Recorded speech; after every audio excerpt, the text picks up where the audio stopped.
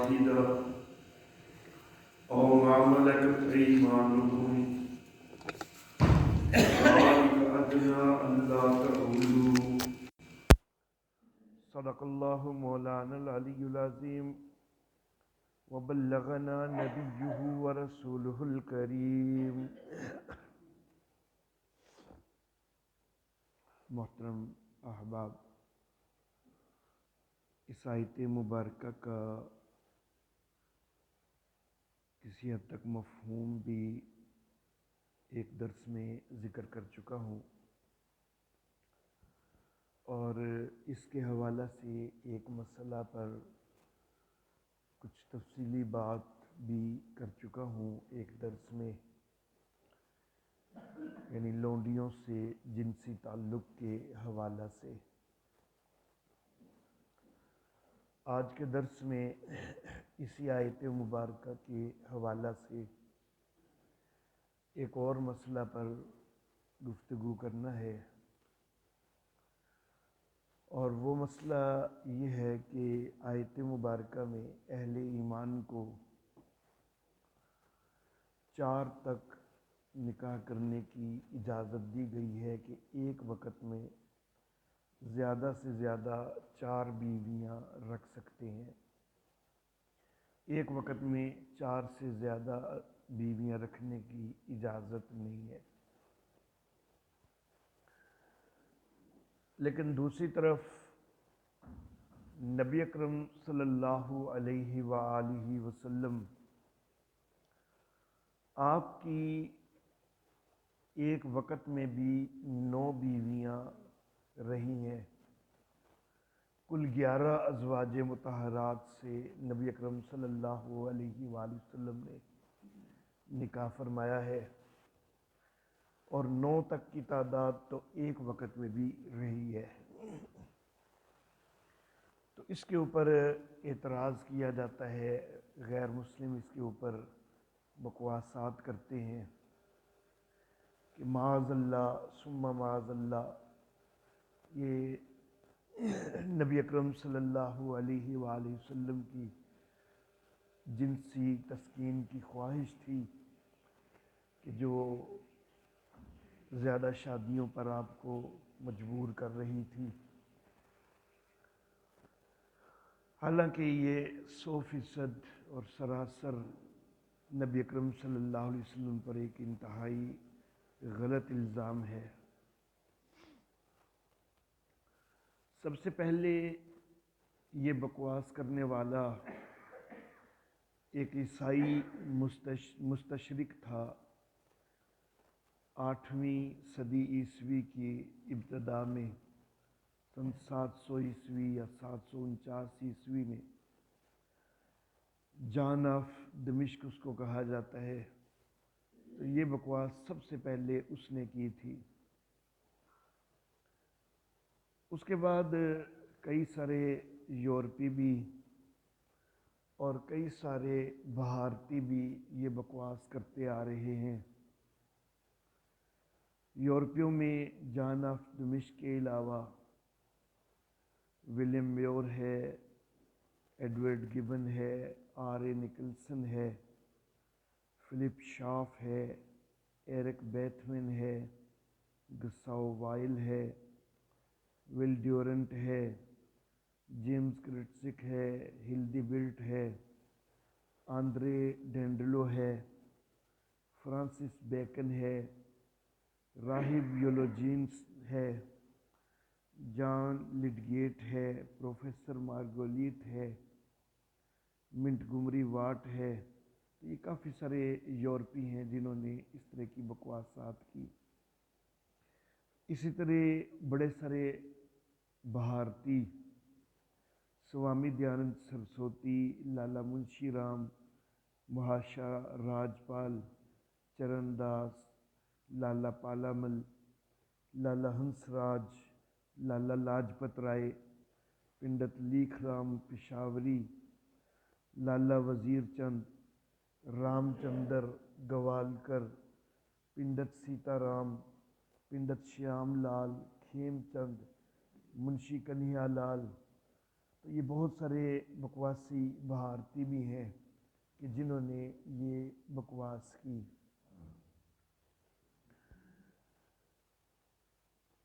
جو کچھ ان بدبختوں نے اس حوالہ سے بکواسات کی ہیں تو وہ زبان پر لائے جانے کے قابل نہیں ہے، لیکن نقل کفر کفر نہ باشد، صرف معاملے کی حساسیت کا احساس دلانے کے لیے چند تحریریں جو ہیں جو کہ باقیوں کی نسبت کچھ کم درجے کی ہیں، تو ان کا میں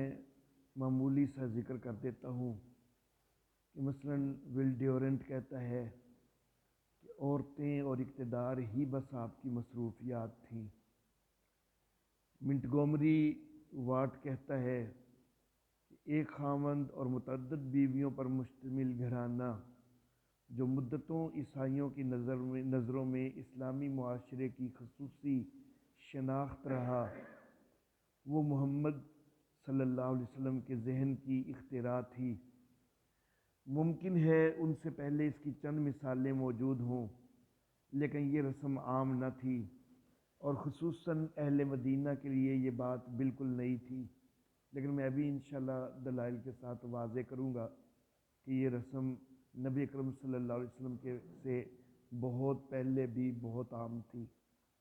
اور اہل مدینہ کے لیے بھی یہ کوئی بالکل بھی نئی بات نہیں تھی۔ بدبخت ولیم میور لکھتا ہے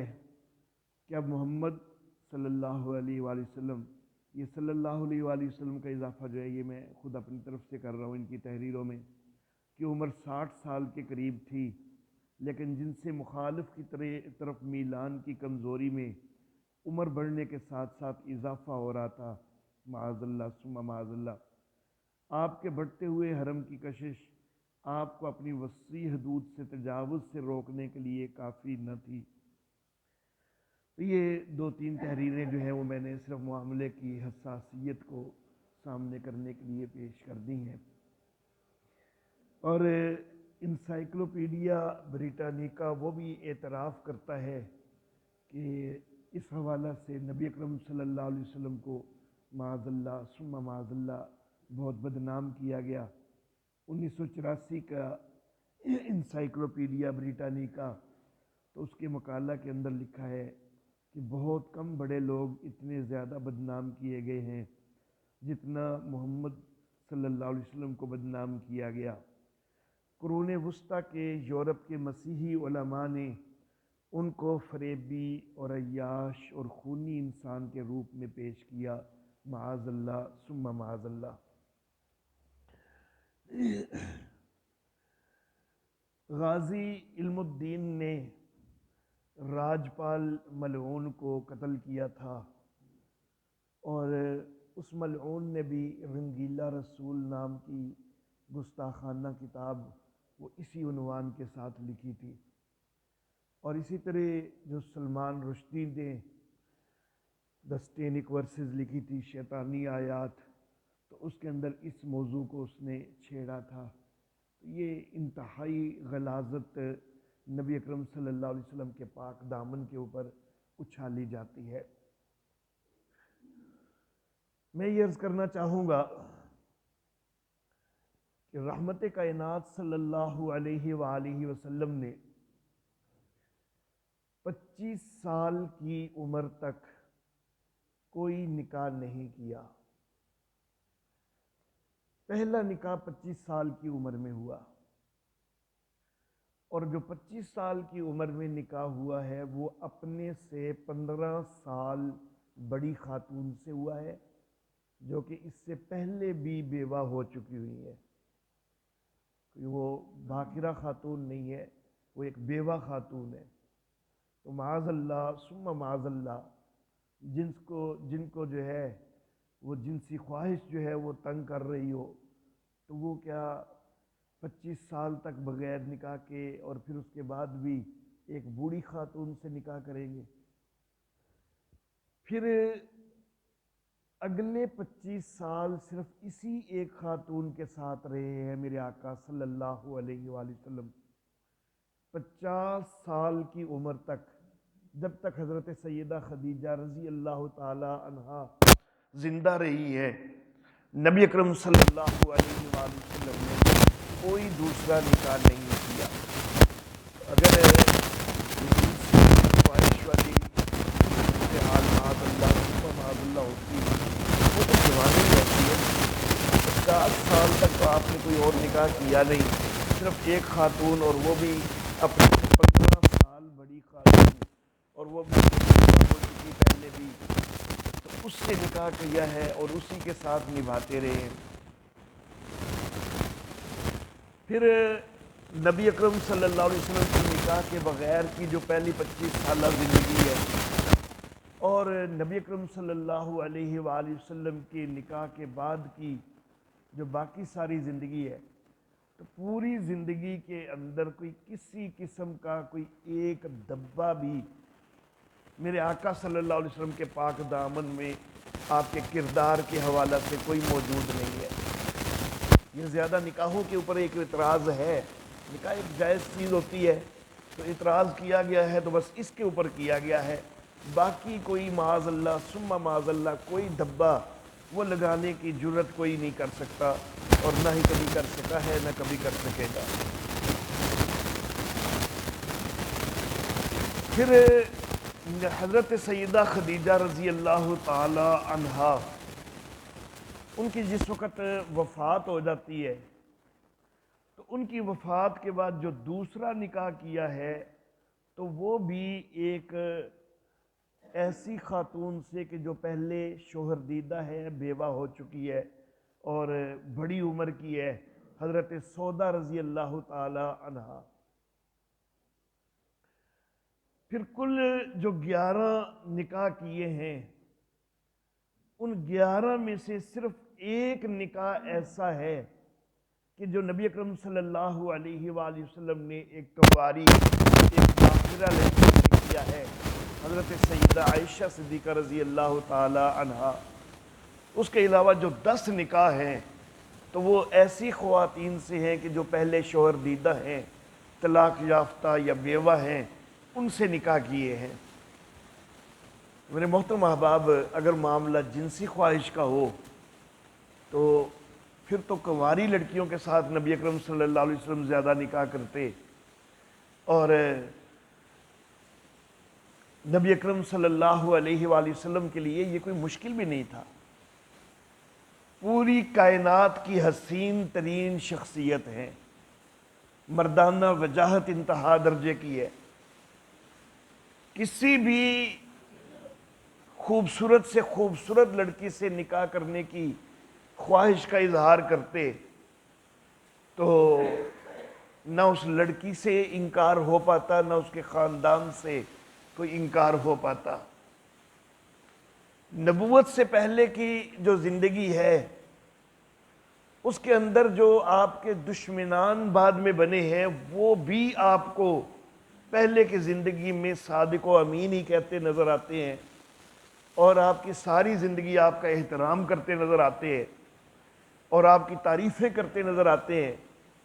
ان کو اگر یہ نبی اکرم صلی اللہ علیہ وسلم جیسا داماد ملتا تو ان کے لیے تو یہ بہت ایک اعلیٰ چیز ہو جاتی۔ تو کسی قسم کی کوئی کمی نہیں تھی عورتوں کی آپ کے لیے، جوان خوبصورت لڑکیوں کی آپ کے لیے کوئی کمی نہیں تھی، کسی سے بھی چاہتے تو نکاح ہو سکتا تھا۔ پھر جس وقت میرے آقا صلی اللہ علیہ وآلہ وسلم نے اعلان نبوت فرمایا ہے، اس وقت چلو یہ لوگ مخالف ہو گئے، لیکن مخالف ہونے کے بعد بھی 2 دفعہ باقاعدہ یہ نبی اکرم صلی اللہ علیہ وسلم کو پیشکش کی گئی۔ ایک دفعہ آپ کے چچا ابو طالب کے ساتھ آ کے وفد ملا ان کا، ایک دفعہ براہ راست نبی اکرم صلی اللہ علیہ وسلم کو عتبہ نے آ کے کہا کہ مختلف لالچ دیے، جن میں یہ لالچ بھی تھا کہ کسی بھی خوبصورت لڑکی سے اگر آپ نکاح کرنا چاہتے ہیں ہم کروانے کے لیے تیار ہیں، لیکن نبی اکرم صلی اللہ علیہ وسلم نے اس کو قبول نہیں کیا ہے۔ میرے محترم احباب کو جنسی خواہش کا معاملہ ہو تو پھر آپ کے لیے تسکین کے بڑے سارے مواقع تھے، لیکن آپ نے ان سے کسی قسم کا کوئی فائدہ نہیں اٹھایا۔ اور یہاں تک کہ جب میرے آقا صلی اللہ علیہ وآلہ وسلم نے نکاح کر لیے ہیں، شادیاں کر لی ہیں، ایک وقت میں جب 9 ازواج مطہرات بھی ہیں، تو اس وقت بھی صورتحال یہ ہے کہ نبی اکرم صلی اللہ علیہ وسلم کی راتوں کا زیادہ حصہ عبادت میں گزر رہا ہے، بیویوں کی طرح ساتھ اتنا وقت گزر ہی نہیں رہا۔ ایک جنسی خواہش والا معاذ اللہ انسان ہو تو اس کا تو پھر عبادت کی بجائے بیویوں کی طرف دھیان زیادہ ہو، لیکن نبی اکرم صلی اللہ علیہ وآلہ وسلم کو جو فطری طور پر جو سب سے زیادہ محبوب تھیں اپنی ازواج مطہرات، ان ازواج مطہرات میں سے کہ جو وقت نو تھی، ان میں جو سب سے زیادہ محبوب تھی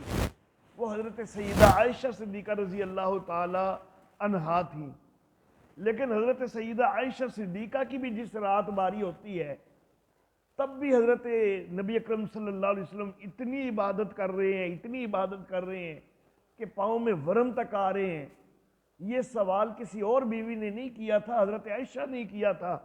کہ آقا آپ اتنی بندگی کیوں کرتے ہیں؟ آپ کے تو اگلے پچھلے سارے گناہ معاف ہیں،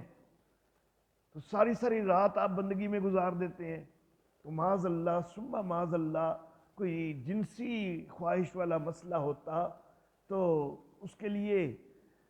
یہ نبی اکرم صلی اللہ علیہ وآلہ وسلم کم از کم نکاحوں کے بعد، شادی کے بعد تو بیویوں کو زیادہ وقت دینے لگ جاتے نا، لیکن ایسا بھی نہیں ہوا۔ پھر میں نے یہ بتلایا کہ سب سے پہلے یہ بکواس نبی اکرم صلی اللہ علیہ وسلم کی وفات کے بہت بعد 700 عیسوی یا 749 عیسوی میں جان آف دمشق نے کی ہے۔ کسی مکہ والے نے یہ بکواس کوئی نہیں کی۔ مدینہ کے اندر مخالف یہودی موجود تھے، انہوں نے ایسی بکواس کوئی نہیں کی،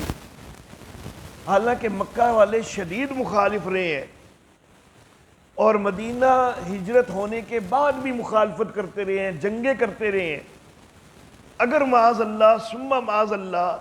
ان کو نبی اکرم صلی اللہ علیہ وسلم کے کردار کے حوالہ سے کوئی معمولی چیز بھی ملتی نا تو وہ تو بڑا اس کو اچھالتے، یہود مدینہ اس کو بڑا اچھالتے بدبخت۔ لیکن میرے آقا کی زندگی میں یہ اعتراض کرنے کی جرت کسی کو بھی نہیں ہوئی ہے۔ کیوں؟ اس لیے کہ ان لوگوں کے سامنے نمونہ تھا نبی اکرم صلی اللہ علیہ وسلم کی زندگی کا، اور وہ سمجھتے تھے کہ ہمارے سامنے ہی نہیں ہے، یہ باقی لوگوں کے سامنے بھی ہے، اور ہم اگر کوئی اس طرح کی بات کریں گے تو سارے زمانے نے ہماری مخالفت کرنی ہے کہ ان کا تو اتنا پاک اور خوبصورت کردار ہے، اور آپ کون ہوتے ہو اس کے اوپر دھبے لگانے والے؟ تو اس لیے میرے آقا کی زندگی میں ایسی جرت کسی نے نہیں کی ہے، کیونکہ نبی اکرم صلی اللہ علیہ وسلم کا کردار وہ ایک بڑی گواہی بن رہا تھا، وہ ایک واضح شہادت بن رہا تھا کہ ایسا معاذ اللہ ثم معاذ اللہ آپ کی زندگی میں کوئی معاملہ نہیں ہے۔ اللہ اللہ، یہ درست ہے کہ بڑے سارے بکواسی حضرات انہوں نے کئی قسم کے بکواسات بھی کیے ہیں، لیکن دوسری طرف یہ بھی ہے کہ کئی غیر مسلم تک نبی اکرم صلی اللہ علیہ وآلہ وسلم کے کردار کی گواہی دیتے بھی نظر آتے ہیں۔ John Bagot Glubb, the life and times of Muhammad, اس کے اندر لکھتا ہے کہ مدینہ میں محمد صلی اللہ علیہ وسلم کے پاس اوقات فراغت کم سے کم ہوا کرتے تھے، اور اکثر اوقات وہ ذہنی و جسمانی طور پر تھکے ہوتے تھے، بالخصوص جب وہ 50 اور بعد میں 60ویں سال میں تھے۔ یہ وہ حالات نہیں ہوتے کہ جن میں مرد جنسی تسکین میں دلچسپی رکھتا ہو۔ یہ فرض کرنا کہ 62 سال کی عمر میں جب انہوں نے وفات پائی تو ان کی 11 بیویاں تھیں، اور اس لیے وہ نفس کی پیروی کرنے والے تھے۔ کسی بھی طور حتمی نتیجہ طے نہیں پائے گا،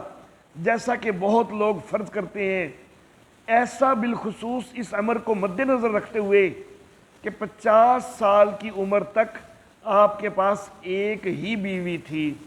تو یہ غیر مسلم ہے، لیکن نبی اکرم صلی اللہ علیہ وسلم کے کردار کی گواہی دے رہا ہے، اور ان لوگوں کا منہ بند کر رہا ہے کہ جو نبی اکرم صلی اللہ علیہ وسلم پر یہ الزام لگاتے ہیں۔ John Davenport, an apology for Muhammad and the Quran, اس میں لکھتا ہے کیا یہ ہو سکتا ہے کہ ایک انتہائی نفس پرست مرد ایک ایسے ملک میں جہاں کثیر شادیاں کرنا ایک معمولی عمل تھا 25 سال تک ایک ہی بیوی کے ساتھ رہے، اور وہ بھی وہ بیوی جو اس سے 15 سال بڑی ہو۔ اب یہاں پر یہ کیا کہہ رہا ہے کہ ایک ایسے ملک میں جس میں کثیر شادیاں کرنا ایک معمولی عمل تھا، یعنی اکثر لوگوں کا یہ معمول تھا۔ اور وہ پہلے ایک بکواسی کی بات میں نے ذکر کی کہ وہ کہہ رہا تھا کہ یہ بہت کم کوئی اس کی مثال ہوگی، اور مدینہ میں تو ہے ہی کوئی نہیں تھی۔ حالانکہ یہ ایک بتا رہا ہے کہ مدینہ کے اندر، اس علاقے کے اندر تو یہ چیز بڑی عام تھی، کثرت نکاح جو ہے۔ اسٹینلے لین پول لکھتا ہے اسٹڈیز ان ماسک میں کہ یہ کہنا غلط ہوگا کہ محمد صلی اللہ علیہ وسلم عیاش تھے۔ ان کی روزمرہ کی انتہائی سادہ زندگی، آخر تک ان کا ایک سخت چٹائی پر سونا، ان کی سادہ غذا، اپنا مشقت بھرا کام بھی جان بوجھ کر خود سے کرنا، سب ان کے زاہدانہ ہونے کی طرف اشارہ کرتا ہے، نہ کہ عیاش۔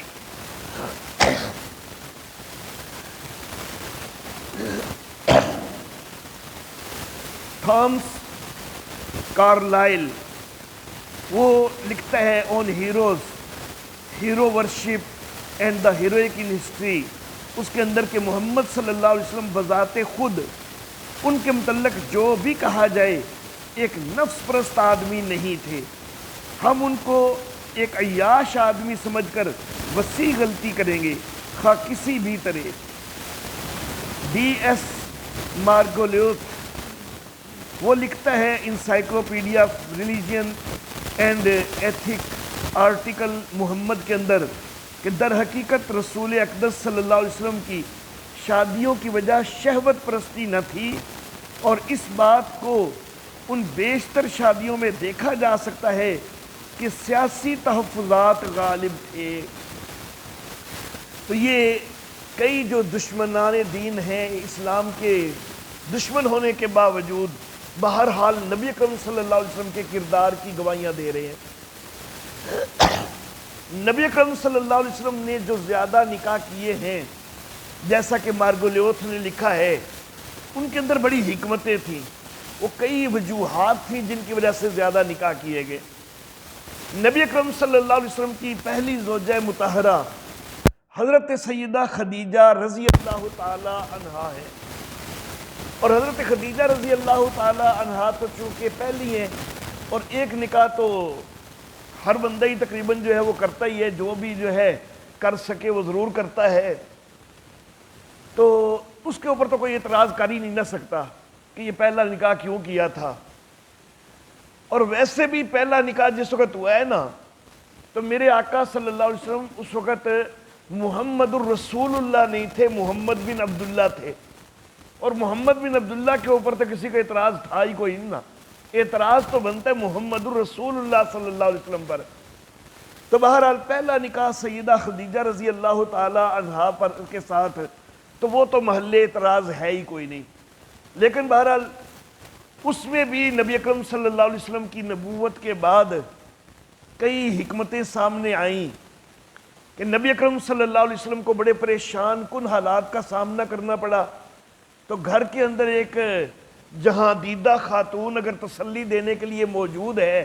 تو ظاہر بات ہے کہ بڑا حوصلہ ہوتا ہے، بڑا سہارا ہوتا ہے۔ اور مزید یہ کہ اس نکاح سے امت کو یہ بات بھی پتہ چلی اور بلکہ ترغیب ہوئی کہ بیوہ خواتین سے نکاح کیا کرو، اور بیوہ بھی بے شک اپنے آپ سے 15 سال بڑی بھی ہے نا تو اس سے میں نکاح کرنے میں کوئی عار والی بات کوئی نہیں ہے۔ دوسرا نکاح نبی اکرم صلی اللہ علیہ وسلم کا ہوا ہے حضرت سودا رضی اللہ تعالی عنہا سے۔ بنو عبد شمس سے ان کا تعلق تھا اور یہ قبیلہ اسلام دشمنی کے اندر انتہا درجے کا آگے بڑھا ہوا تھا۔ حضرت سکران رضی اللہ تعالی عنہ وہ حضرت سودا کے پہلے خاوند تھے، ان کی وفات ہو گئی۔ اب یہ مسلمان ہے حضرت سودا رضی اللہ تعالی عنہا اور قبیلہ سخت اسلام دشمن ہے۔ اب ان کو کوئی پناہ دینے والا بھی کوئی نہیں ہے، عمر رسیدہ بھی ہیں، سخت قبیلے کے ساتھ مقابلہ بھی نہیں کر سکتی ہیں، بوڑھی خاتون ہیں۔ تو نبی اکرم صلی اللہ علیہ وآلہ وسلم نے ان سے نکاح کر کے گویا کہ ان کو ایک پناہ مہیا کی۔ اور مزید یہ کہ حضرت سیدہ خدیجہ رضی اللہ تعالی عنہا کی وفات ہو گئی ہے اور 4 صاحبزادیاں ہیں جو کہ چھوٹی عمر کی ہیں، حضرت زینب، حضرت رقیہ، حضرت ام کلثوم، حضرت فاطمہ رضی اللہ تعالی عنہن۔ تو یہ چاروں جو ہیں ان کی تربیت کے لیے ایک ایسی خاتون کی ضرورت ہے کہ جو بڑی عمر کی ہو، جہاں دیدہ ہو، وہ ان کی اچھی تربیت کر سکے، تو اس لیے نکاح کی ضرورت ہے۔ تو نبی اکرم صلی اللہ علیہ وسلم نے یہ نکاح کیا۔ حضرت سیدہ عائشہ صدیقہ رضی اللہ تعالی عنہا واحد کنواری خاتون کے جن سے نبی اکرم صلی اللہ علیہ وسلم نے نکاح کیا ہے، باقی ساری جو ہیں وہ بیوہ یا مطلقہ ہیں۔ تو ان کے ساتھ نکاح ایک تو حضرت ابوبکر صدیق رضی اللہ تعالی عنہ کی وفاقتوں کا ایک خوبصورت صلہ دیا ہے نبی اکرم صلی اللہ علیہ وسلم نے ان کی بیٹی کو اپنی زوجیت میں قبول کر کے۔ دوسرا یہ کہ حضرت سیدہ عائشہ صدیقہ رضی اللہ تعالی عنہا بڑی ذہین اور فہیم خاتون تھی، معاملہ فہم تھی اور سمجھنے سمجھانے کی بڑی خوبصورت صلاحیت رکھتی تھی۔ نبی اکرم صلی اللہ علیہ وسلم کی ازواج مطہرات میں سے سب سے زیادہ جو معلمہ بہترین ثابت ہوئی ہیں وہ حضرت سیدہ عائشہ صدیقہ رضی اللہ تعالی عنہا ہی ثابت ہوئی ہیں۔ بے شمار آپ کے شاگرد ہیں جو کہ آپ سے حدیث حاصل کرتے ہیں اور اس کو آگے پہنچاتے ہیں۔ 2210 احادیث ان کی یہ روایت کرتی ہیں۔ تو ان کے ساتھ نکاح جو ہے اس کے اندر اسلام کی اشاعت، اس کے اندر جو ہے اس کا بڑا کردار بنتا ہے، اور خاص طور پر خواتین کے مسائل جو ہیں ان کو خواتین میں پہنچانے کے لیے یہ حضرت عائشہ صدیقہ رضی اللہ تعالی عنہا وہ ان کا کردار بہت بہترین نظر آتا ہے۔ اور خواتین تک جس طرح انہوں نے مسائل پہنچائے ہیں اور خواتین جس طرح بغیر کسی جھجک کے ان سے آ کے مسائل پوچھ لیتی تھی، ظاہر ہے کہ نبی اکرم صلی اللہ علیہ وسلم سے تو جھجک ہوتی، اس طرح وہ مسائل نہ پوچھ سکتی۔ تو یہ ساری حکمت تھی۔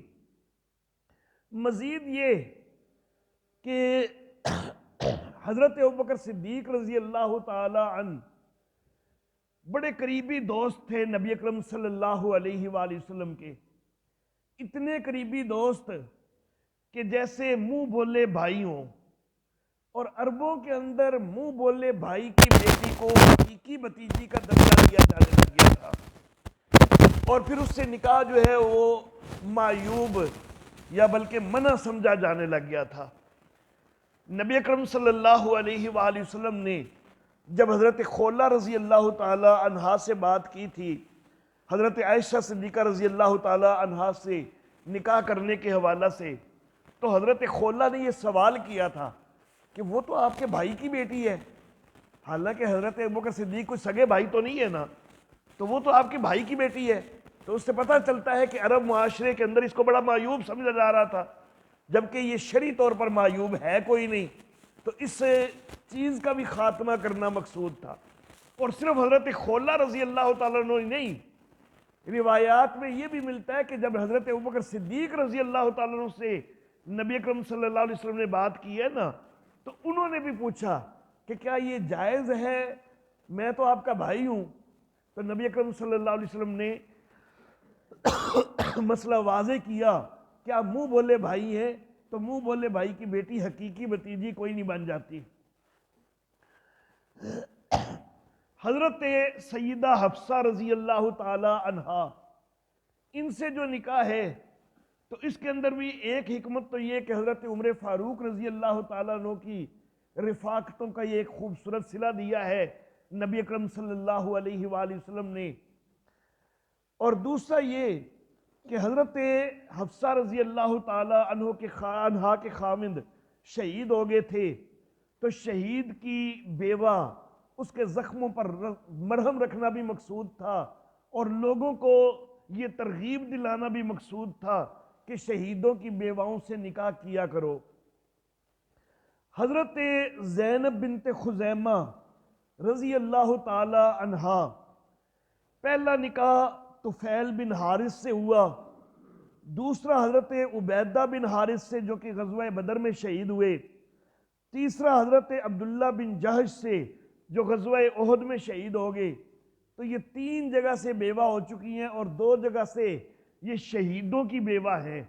تو ان کے زخموں کے اوپر مرہم رکھنا اور شہیدوں کی بیواؤں سے نکاح کی ترغیب، اس کے لیے ان سے نکاح کیا تاکہ ان کو تسلی ہو جائے اور دوسروں کو بھی ترغیب ہو کہ بیواؤں سے نکاح کیا کریں. حضرت ام سلمہ رضی اللہ تعالی عنہا، ان کے خاوند حضرت ابو سلمہ رضی اللہ تعالی عنہ، ان کی بے مثال قربانیاں تھی اسلام کے لیے. 3 ہجرتوں کے اندر انہوں نے شرکت کی ہے، اور حتیٰ کہ ہجرت مدینہ کے لیے ان کو بیوی اور بچہ تک بھی چھوڑنا پڑا تھا. تو چونکہ ان کی بے مثال قربانیاں اور پھر ان کی شہادت ہو جاتی ہے، وفات ہو جاتی ہے، تو پھر نبی اکرم صلی اللہ علیہ وسلم نے ان کی بیوہ سے نکاح فرما لیا تاکہ ان کو حوصلہ ہو جائے. اور حضرت ام سلمہ رضی اللہ تعالی عنہا صاحب اولاد بھی تھی، بچے بھی تھے، چھوٹے تھے. تو نبی اکرم صلی اللہ علیہ وسلم نے اس نکاح کے بعد ان کی سابقہ اولاد کے ساتھ بھی بڑا شفقت والا رویہ رکھ کے امت کے لیے یہ بات بھی واضح کر دی اور اس کی بھی ترغیب دے دی کہ اگر کوئی سابقہ خاوند سے کسی عورت کا اولاد موجود ہو اور وہ عورت دوسرا نکاح کرے تو سابقہ خاوند کی اولاد جو ہے اس کو بھی پدری شفقت جو ہے وہ دی جانی چاہیے. تو نبی اکرم صلی اللہ علیہ وسلم نے اس کی مثال قائم کی. حضرت ام سلمہ رضی اللہ تعالی عنہا، جو ان کا جو قبیلہ ہے بنو مخزوم، اسلام سے شدید مخالفت رکھتا تھا، لیکن جس وقت یہ نکاح ہوا ہے تو اب اسلام سے ان کی مخالفت اس کے اندر بڑی واضح طور پر کمی آئی. مزید یہ کہ حضرت ام سلمہ رضی اللہ تعالی عنہا یہ بھی سمجھنے سمجھانے کی صلاحیت بڑی اعلیٰ رکھتی تھی.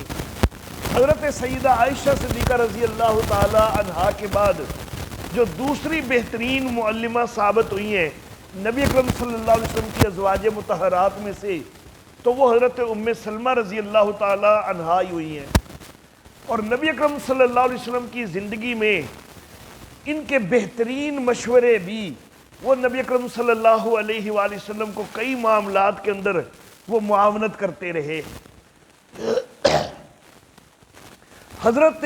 زینب بنت جہش رضی اللہ تعالی عنہا، ان سے جو نکاح ہوا ہے تو اس نکاح کے ذریعے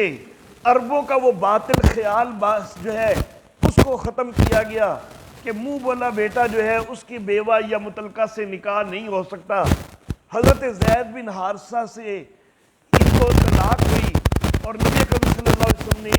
ان سے نکاح فرما لیا، بلکہ یہ نکاح خود اللہ رب العزت نے کیا.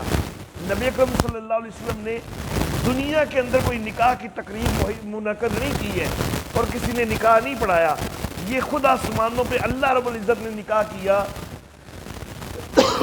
اور یہ نبی اکرم صلی اللہ علیہ وسلم کی زوجیت میں آئیں۔ حضرت جویریہ رضی اللہ تعالی عنہا یہ بنو مستلق سے تعلق رکھتی تھیں، حارث بن زرار سردار کی بیٹی تھی، یہ غزوہ بنو مستلق کے اندر قیدی بن کے آتی ہیں، 200 قیدی گھرانے بھی آئے ہیں ان کے ساتھ، اور نبی اکرم صلی اللہ علیہ وآلہ وسلم نے ان کو آزاد کر کے ان سے نکاح فرما لیا۔ جب ان کو آزاد کر کے ان سے نکاح فرما لیا تو صحابہ کرام نے کہا کہ اب یہ تو نبی اکرم صلی اللہ علیہ وسلم کا خاندان بن گیا ہے، تو ہم ان کو قیدی نہیں رکھ سکتے، تو وہ 200 گھرانے جو ہیں تو ان کو قید سے نجات مل گئی۔ صحابہ کرام نے ان سب کو جو ہے وہ آزاد کر دیا، اور اس حسن سلوک سے متاثر ہو کے سارا قبیلہ مسلمان ہو گیا۔ پھر صرف یہ قبیلہ ہی نہیں، ان کو دیکھ کر دیگر قبائل جو ہیں ان کے اندر بھی اشاعت اسلام کے اندر تیزی پیدا ہوئی۔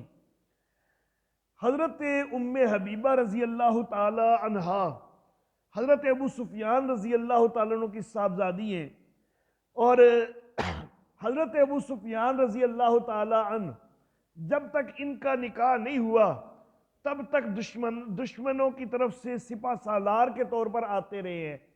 لیکن جب یہ نکاح ہو گیا ہے نا تو حضرت ابو سفیان نے اس وقت ابھی اسلام قبول کوئی نہیں کیا تھا، لیکن اس کے بعد کسی مقابلے میں سپہ سالار بن کے بھی کوئی نہیں آئے، اس کے بعد کسی مارکے میں نہیں نکلے۔ اور حضرت ام حبیبہ رضی اللہ تعالی عنہا ان سے جو نکاح ہے تو اس کے ساتھ بھی اشاعت اسلام کے اندر بھی تیزی پیدا ہوئی ہے۔ حضرت میمونہ رضی اللہ تعالی عنہا ان کی 8 بہنیں تھیں، یہ ملا کر خود 9 بہنیں ہیں،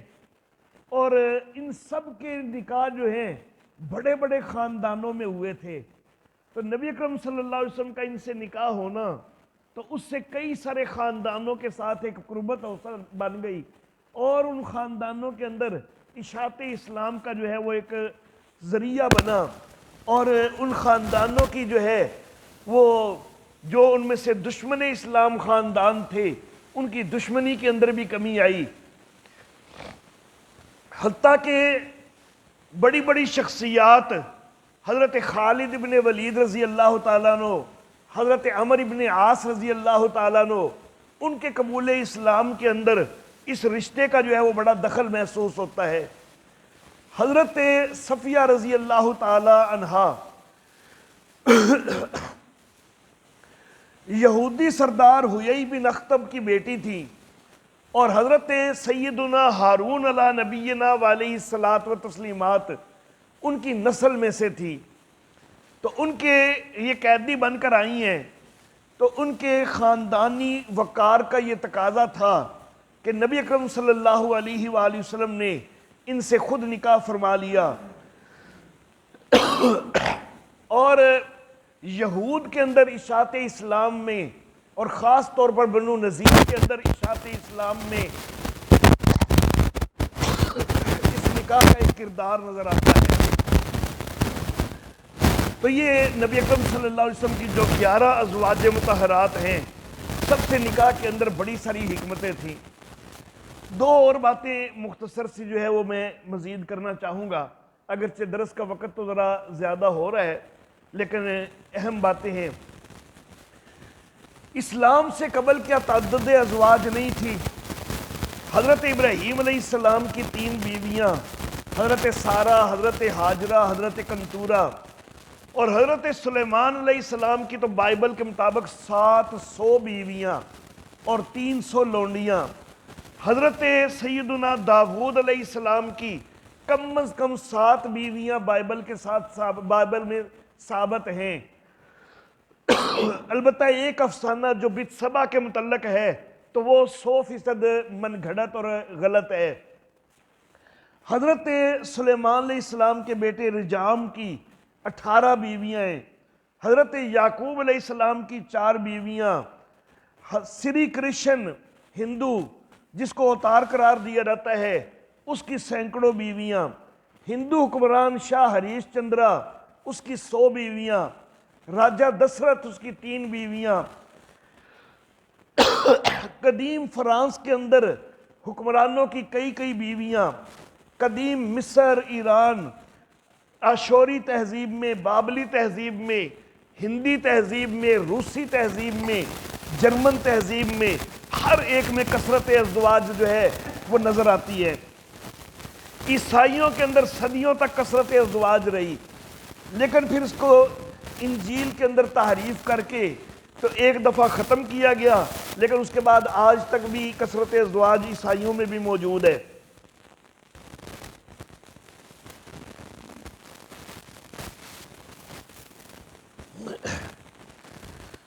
خود عرب معاشرہ جو ہے اس کے اندر بھی کثرت ازواج موجود تھی۔ حضرت غیلان بن سلمہ رضی اللہ تعالی عنہ جس وقت اسلام قبول کیا ہے 10 بیویاں موجود تھیں۔ حضرت اسلم بن حارث بن قیس رضی اللہ تعالی عنہ اسلام سے قبل 8 بیویاں موجود ہیں۔ حضرت عمیر اسلمی رضی اللہ تعالی عنہ اسلام سے قبل 8 بیویاں موجود ہیں۔ حضرت عیسیٰ بن حارث رضی اللہ تعالی عنہ اسلام سے قبل 8 بیویاں موجود ہیں۔ تو یہ کثرت ازواج یہ نبی اکرم صلی اللہ علیہ وسلم سے ہی نہیں شروع ہوئی، یہ پہلے بھی موجود تھی، انبیاء میں بھی رہی ہے، اور جو اعتراض کرنے والے ہیں یورپی ان کے معاشرے میں بھی اور ہندوؤں کے معاشرے میں بھی رہی ہے۔ جو اعتراض کرنے والے ہیں ان کی خود اپنے معاشرے کی کیا حیثیت اور حالت ہے کہ یہاں پر کثرت شوہری بھی رائج ہے، پولی اینڈی رائج ہے کہ ایک ایک عورت کے کئی خامند۔ ہندوؤں کی رانی درویدی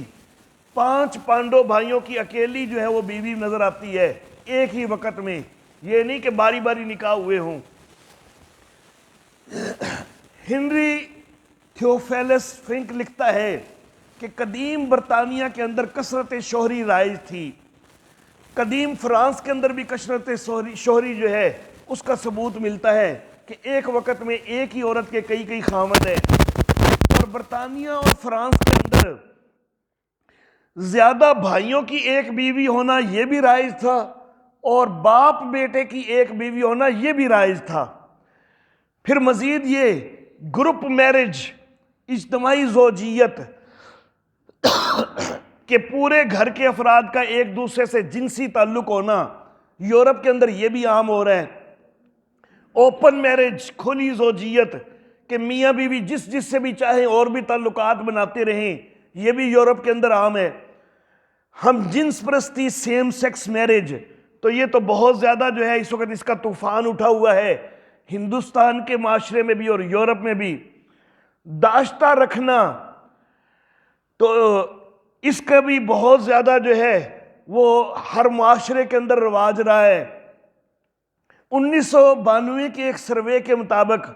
شمالی یورپ کے اندر 50%، سویڈن کے اندر 48.2%، ڈنمارک کے اندر 46.4%، برطانیہ کے اندر 33%، فرانس کے اندر 30.01%، یہ وہ خواتین کے تناسب ہے کہ جو بغیر جو ہے نکاح کے جنسی تعلق رکھنے والی ہیں۔ 1959 کے اقوام متحدہ کے سال نامہ کے اندر لکھا ہے کہ اب سے کئی عشرے پہلے مغربی دنیا میں بچے اندر سے کم اور باہر سے زیادہ ہو رہے تھے۔ اندر سے یعنی نکاح والے کم ہو رہے تھے اور باہر والے زیادہ۔ مجموعی طور پر یورپی ممالک میں 60% حرامی بچے پیدا ہو رہے تھے، یہ اس مقالے کے اندر لکھا ہوا ہے۔ اور بعض ممالک میں یہ تناسب بہت زیادہ تھا، مثلا پاناما کے اندر 75% بچے جو ہے وہ حرامی پیدا ہو رہے تھے۔